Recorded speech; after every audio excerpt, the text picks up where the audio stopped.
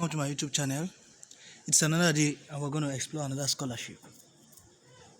Still in the spirit of the Yuletide, although this scholarship deadline is inching closer, however, provided you've been following, you can take advantage and put in some good fronts.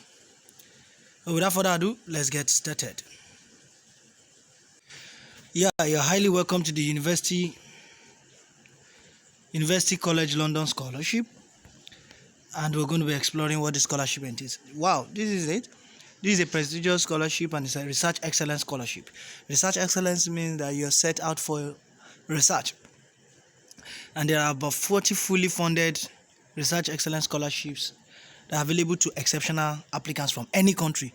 So it is for international students, and there is no exception to who can apply and who should apply. So let's check out what does it cover. There's a full tuition fee, maintenance stipend for the standard length of the research portion of the program, or reminder thereof. There's a research cost also available. Now let me explain this to you so that you don't miss out.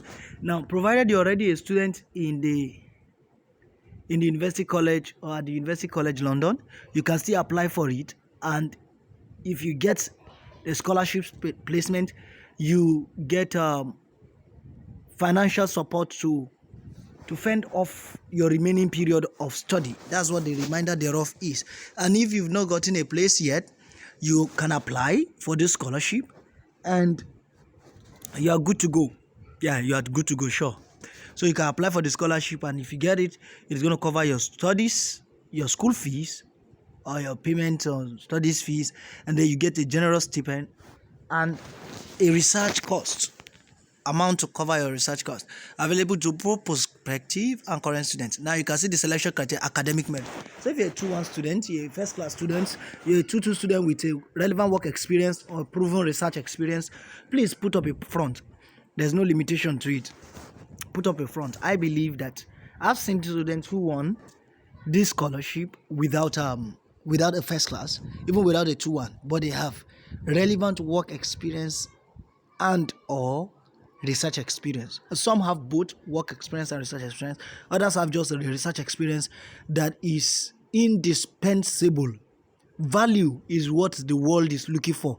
No man invests in what does not have value, to either offer at the moment or a prospective value in the future. So make sure you are adding value. Just in case you're not taking up this scholarship, make sure you're adding value to yourself and you're putting up a good front for yourself.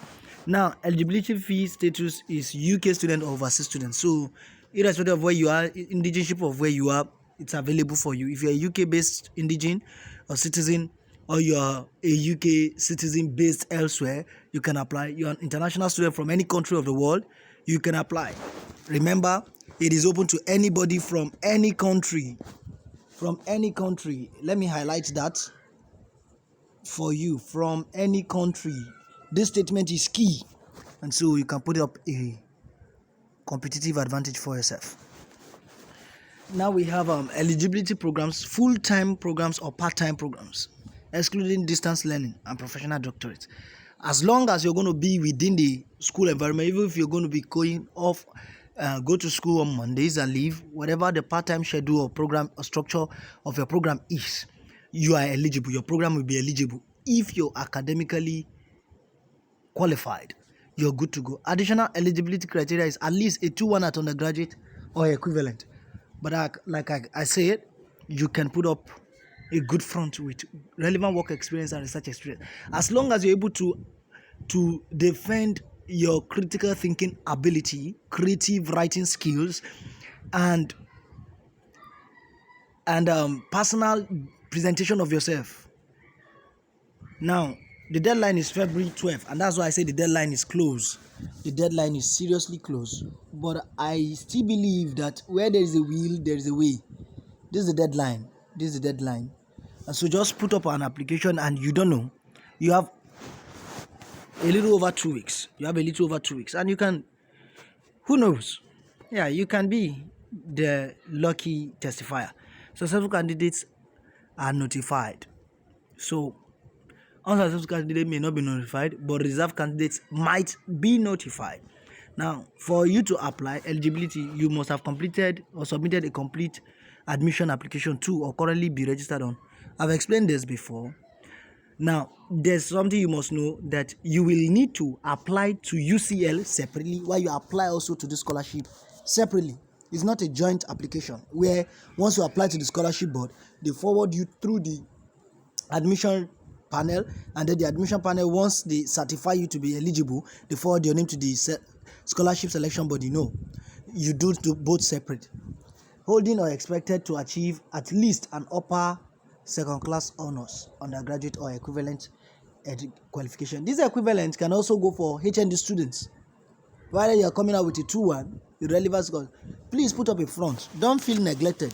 Your program or your course of study or the nature of program you study is not a disadvantage, except you see yourself as a disadvantage. And I don't advocate that you are a disadvantage. You are an advantage and you are an asset, not a liability. So believe in yourself, believe in your potentials, and shoot your shot. In order to be awarded, you can read up for your own, be in receipt of an offer of admission to, or currently be registered on or a full or part-time research program. Now, note, you won't see this statement may connote to some persons that if you don't have an admission letter, you can apply. But I will show you somewhere along this that you don't need this to actually. You don't need to have an offer of admission letter before you apply. However, as you're applying for the scholarship because of deadline, also ensure you have put up an application for the admission. Now, distance learning non-resident PhD are not eligible for this scholarship. And engineering doctorate are also not considered professional doctorate here and are eligible to. So if you are applying for doctor of engineering, any of the engineering, please, you are not considered as a professional doctorate applicant, so you can apply. Now, what's the value? What does this scholarship cover? Full tuition plus maintenance stipend during the research portion of the program, which increases each year with inflation. So they factor in inflation. The scholarship body factors in inflation, and once there's an inflation, even if it's by 0.1%, the stipend you're receiving will also rise by 0.1%. So you don't have to move any financial nozzle, and rates are calculated pro rata for part-time students. Now, so this is for 2024-2025 academic session. You have 20,600 plus pounds. Now, the scholarship also includes additional research cost of over 1,200 pounds. So you have that, and then you have less stress or struggle. Now, awards are made for the normal length of research, which is usually 3 years for a full-time Masters of Philosophy or Philosophical Masters, PhD, and Engineering Doctorate degree program, or 5 years for part-time. Whichever case, please know that funding does not cover CRS and writing up years. In case you have extra programs to take up, it does not cover. Now, if you are undertaking a 4-year doctoral program, the award will be extended to the 4th year of research. That's a good one. So it's intended for 3 years, but if your PhD program or your PhD program is for a 4 years course, the scholarship is going to extend to cover it. So you have nothing. And the funding starts date for the academic year is 23rd September. So you should have secured your admission, provided you're landing the scholarship, and you should, by the 23rd of September, be ready to move, because your time starts clicking. And candidates meeting or predicted to meet the eligibility criteria are reviewed by the department to which they have applied. Departments select a rank short list of candidates to present to the central. That's why you have to apply to the school. Final decisions are made by UCL, the vice provost, and all of that. Now, candidates are assessed against the following criteria. Note, you see academic excellence as demonstrated by past academic results, evidence by transcript, awards, and referees' comments. That's why you must intimate your referees on your academic capacities, and they should be able to write it with every form of confidence and assurance, like someone they know very well. So don't get any in quote and unquote Dick and Harry to write you referees in the name of in the name of trying to secure a scholarship opportunity. It might discredit you if it's somebody who cannot write defensively of you. Now, research potential, as demonstrated by the candidate's research experience to date, their enthusiasm for research, the research plan, and its originality and potential societal impact. So when you're talking about research potential, your research should have actually impacted policies in society, you should have a standard plan, and all of these are actually captured in your application to the University College London. So you must be able to defend all of this, and by virtue of this, you are actually criticized and your application is critiqued. So don't joke with those two, your transcript of result and all of that. So financial circumstances are not considered for the purposes of this scholarship. Now, nobody considers that. So how to apply? There are steps. Step 1, you have for the admission to UCL, you have to follow instructions and then you carry out. You just proceed to step 2. What do? You must submit a complete application for admission onto an eligible degree by the specified deadline. What's the specified deadline? Check the degree on the portal. You can just say UCL programs, yes, and check their deadline. Apply to the courses that deadline is still far off. And then you do not need, this is where I say that you're not restricted. You do not need to have secured an offer of a place at UCL in order to apply for this scholarship, but you must have submitted your application. You must have submitted your admission application.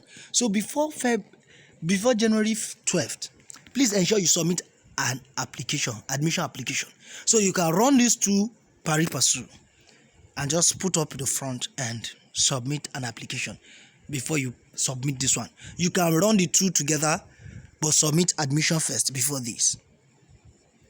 Now you submit your scholarship application documents to your academic department. Don't forget, you see why you must submit to the first one. Then the following instructions apply to both prospective and current students.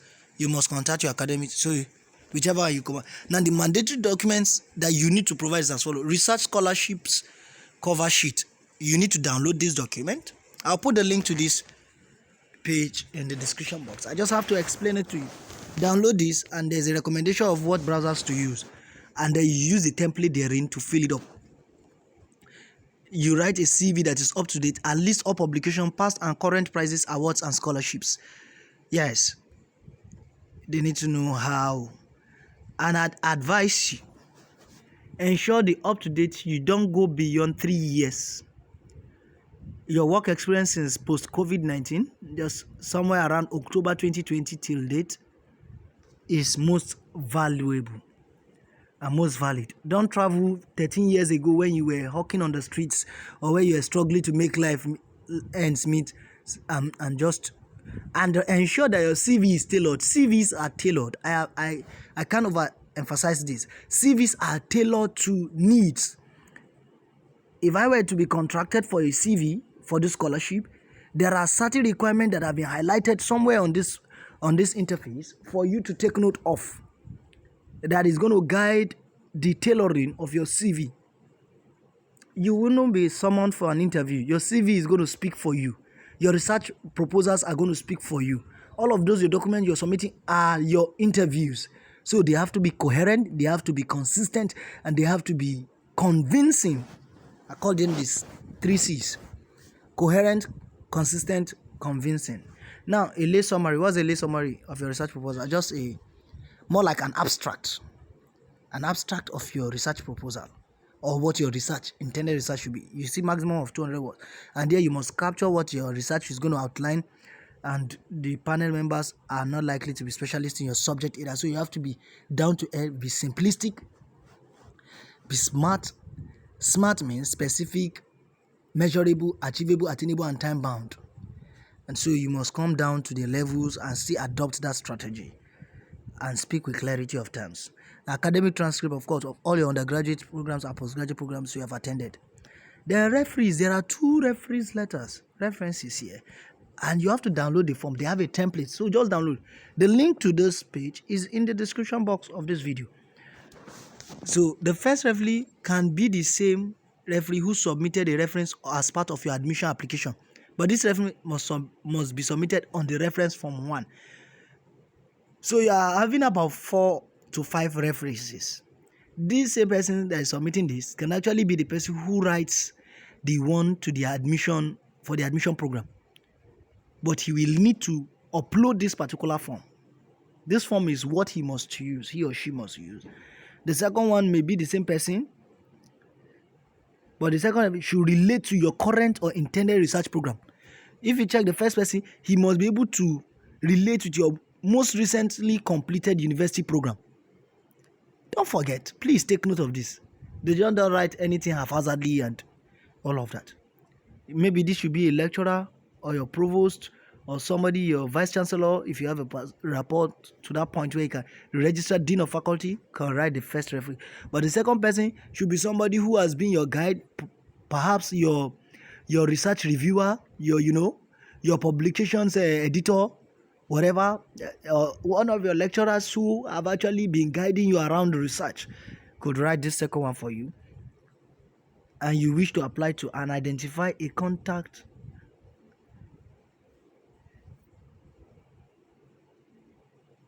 You can actually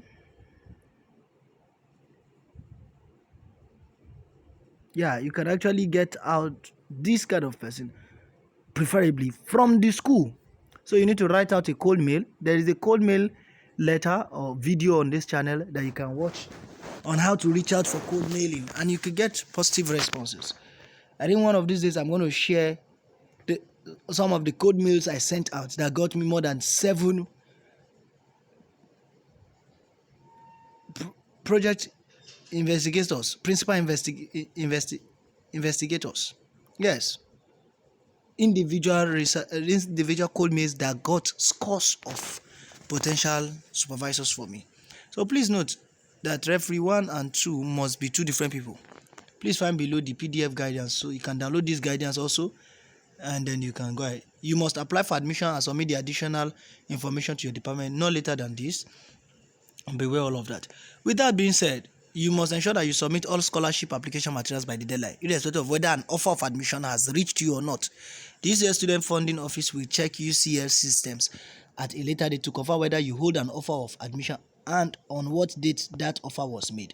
So whether you've received the admission letter or not is not your problem. Just ensure you submit your admission letter application, and then you come take up this and submit all the admission scholarship application. Reach out to the department, submit it, and just hope for the best. Provided the UCL scholarship board checks the UCL system and you're offered an admission placement, you expect to hear a response if you're a successful applicant by March 2024. Until then, I hope that you're benefiting, taking advantage, and you can read in the community posts some students who've taken action and how they are getting along.